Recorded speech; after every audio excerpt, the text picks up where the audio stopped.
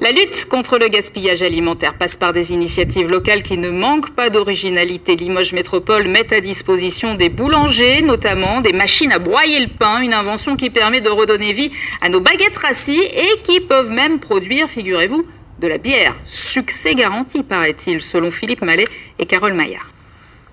D'habitude, le pain sec passe à la poubelle. Mais dans cette boulangerie, il connaît désormais une seconde vie. Dans le broyeur, les baguettes rassis finissent en chapelure, un procédé original approuvé par cet artisan.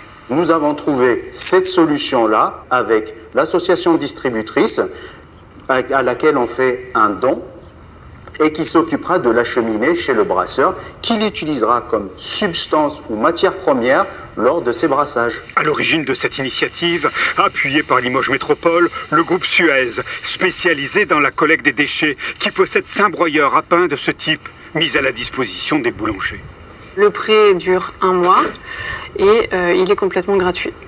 On a eu plusieurs artisans boulangers qui l'ont testé et qui ont vraiment apprécié donc, cette solution anti-gaspi. Le constat est simple. En France, 20% des produits alimentaires consommés sont jetés, ce qui représente 30 kilos par an et par personne.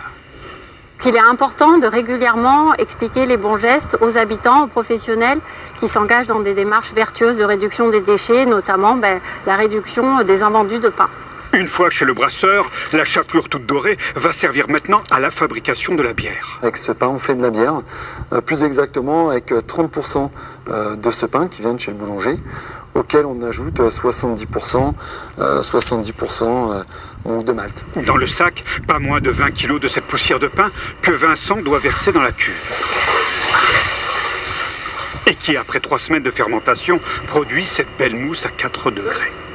Un goût et une odeur de fruits blancs, de jasmin, de fruits tropicaux, avec une amertume en fin de bouche, voilà, mais qui n'est pas trop prononcée. Le premier brassin connaît d'ores et déjà un vif succès. Les 3000 bouteilles sont parties comme des petits pains. La prochaine fournée, ce sera pour la semaine prochaine.